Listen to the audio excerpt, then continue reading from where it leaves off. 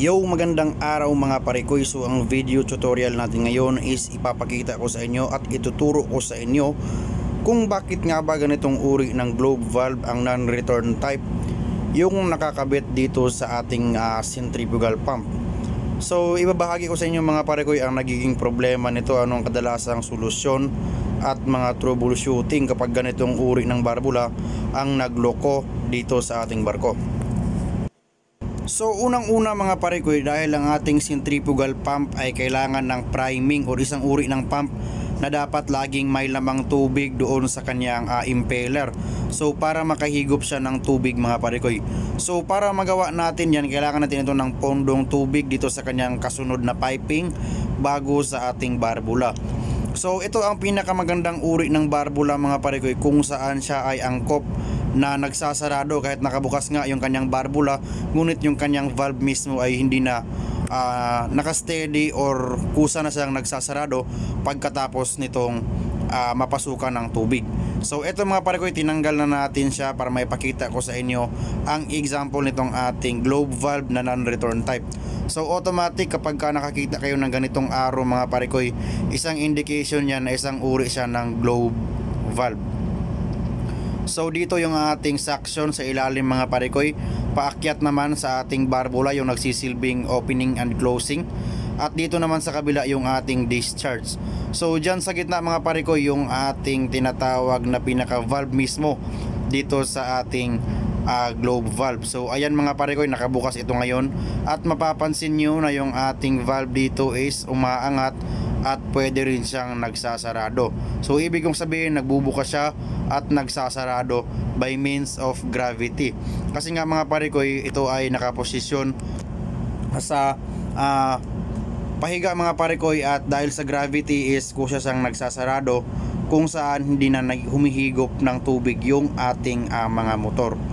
So ayan mga parikoy, at ito ngayon ay ating lilinisan dahil nga ito ay nagkaroon na ng problema at hindi na siya totally nakasit doon sa ilalim. So ang nangyayari mga parikoy is sumisingaw yung kanyang tubig pababa at nababawasan yung tubig sa kanyang priming position.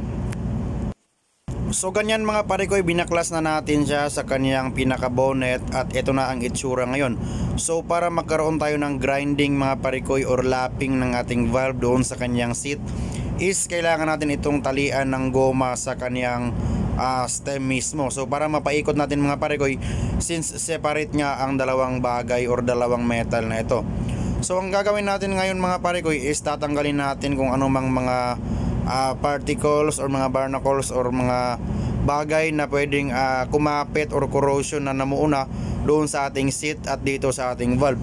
So dapat natin yang tanggalin mga parikoy para magkaroon tayo ng perfect lapping or pag-upo ng ating barbula doon sa kanyang setting.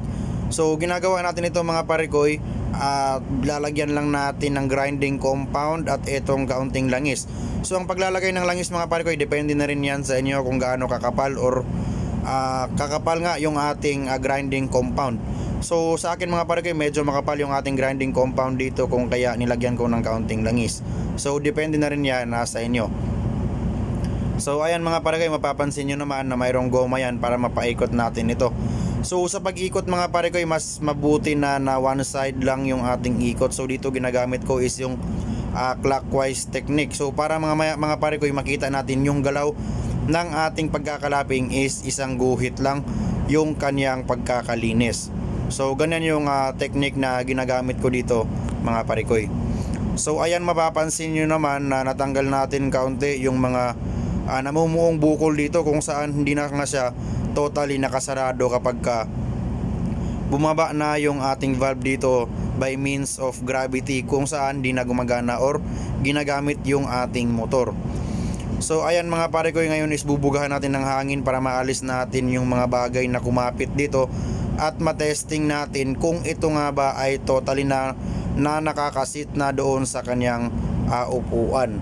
So ayan mga parikoy, bubugahan din natin ng hangin doon sa barbula para naman maalis din nga natin yung mga barnacles na posibleng nakakapit, lalo na yung corrosion, kasi nga malapit sa corrosion since metal yung ating mga valve. So dito mga pare ko, titingnan natin kung nakakaupo ba ito ng maayos. So isang testing pa mga pare ko, ang gamit ko na lang dito ngayon is yung maliit na grinding compound at saka kaunting langis para masetting natin ng maayos. So mapapansin nyo naman mga pare ko ang pagbabago ng kanyang itsura, ng kanyang kulay, dahil kanina is medyo maitim ang kanyang kulay at ngayon ay lumabas na ulit yung kanyang copper na kulay mga pare ko. So since inoverhaul na natin yung ating valve, is tuluyan na nating linisin lahat ng bahagi dito para mamaya sa pagbabalik natin is suwabe yung ating pagbabalik at malinis yung ating trabaho mga parikoy. So madali lang naman ito mga parikoy, kunting pagliliha lang, wag nyo lang pihitin ng masyado kasi magagasgas naman ng tuluyan yung ating valve dito. So ito yung sinasabi ko mga parikoy, na separate yung ating valve sa kanyang stem mismo.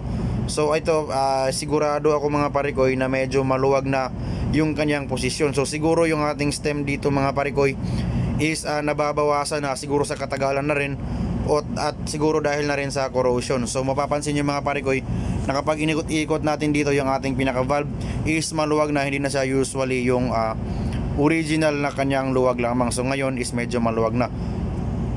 So ito naman ating bonnet mga parikoy is okay naman siya. So ito mapapansin nyo nga na medyo maluwag na yung kanyang posisyon. So ayan, pag inikot-ikot natin mga parikoy is medyo umaalog-alog siya, hindi siya normal doon sa mga bagong bili mga parikoy na hindi ganito alog yung kanyang posisyon. So syempre mga parikoy, lilinisan na rin natin itong ating stem dito para maging suwabe mamaya sa pagbabalik natin sa ating valve. So ito ngayon yung bonnet natin mga parikoy, i-testing natin yung ating stem kung suwabe nga ba yung kanyang pasok dito or hindi ba siya maluwag, or magposible ba kapag maluwag ito mga parikoy ay magsisingaw dito yung liquid na ating ginagamit, lalong na tubig yung ating ginagamit mga parikoy. So ayan, pag masyadong maluwag dito mga parikoy yung kanyang mga thread is yan yung cause ng pagsisingaw or pagtutulo ng ating barbula mga parikoy. So ito mga parikoy, babalik na natin yung ating packing material dito at saka yung cap ng ating packing. So hihigpitan natin ito mga parikoy. So depende na rin yan kung gaano kahigpit bago natin tanggalin itong ating cap dito. So wala tayong torque wrench mga parikoy, ang gagamitin na lang natin dito is titingnan natin sa kanyang posisyon. So ayan mga parikoy, swabe naman sa ating pag-testing. So ngayon is pwede na nating ibalik yung valve at i-assemble na natin ulit yung ating non-return globe valve mga parikoy. So ganyan yung kanyang setting sa ilalim at pwede na nating ibalik or i-assemble mga parikoy. So napakadali lang mag-backlash at magbalik ng ganitong uri ng barbula since maliit lang yung kanyang mga working parts mga parikoy. So since wala tayong torque wrench, is ang paghihigpit dito mga parikoy is alalay lamang, hindi naman masyadong mahigpit. So tamang tama lang mga parikoy, dahil valve lang naman ang ating ginagawa dito. So syempre tapos nang higpitan yung bonnet, so dito naman tayo mga parikoy sa ating cap nut para sa ating packing material. So ite-testing natin ikot-ikutin mga parikoy yung ating stem sa ating hand wheel kung swabe nga ba yung kanyang galaw dito. So ngayon mga parikoy is pwede na nating ibalik yung ating hand wheel dito at saka yung kanyang nuts itaas para masecure na natin mga parikoy, at pwede na nating i-testing doon sa ating centrifugal pump kung ito nga ba ay gagana na, hindi na siya magsisingaw. Dahil yung ating specification kanina mga parikoy bago natin tanggalin is nagsisingaw siya pag hindi nagamit yung ating motor, is kusa siyang nawawalan ng tubig or nawawalan ng priming. So ito ngayon i-testing natin since tapos na yung ating ginagawa mga parikoy at nakakasiting na siya ng maayos doon sa kanyang face. So ayan mga parikoy, mapapansin nyo naman na sakto na yung kanyang setting, hindi katulad kanina na medyo na-osli siya, siguro na rin dahil sa mga corrosion or corrosive material na namuuna doon sa kanyang setting or doon sa ating barbula. So since tapos na ito mga parikoy at swabe naman yung kanyang galaw dito, ay kakabit na natin siya doon sa ating motor para makita natin yung kanyang posisyon sa ating pagbabago. So sa pagkakabit nito mga parikoy, hindi ka pwedeng magkamali. Siguraduhin mo na yung suction at saka discharge is nakaposisyon sa tama niyang galaw. So laging tandaan mga parikoy na yung ating suction is nanggaling sa ilalim at kanyang discharge naman is papunta doon sa ating motor. So ayan mga pare ko yung posisyon ng ating bomba dito. So automatic dahil nga sa ilalim yung ating suction, so ganyan, diretso na matik na pare ko na yung suction natin nasa kanan at sa kaliwa naman yung ating discharge.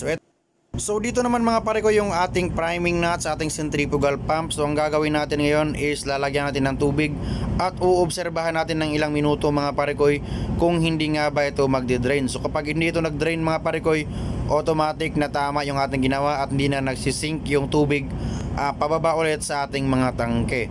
So ganyan yung ginagawa natin dito mga pare ko.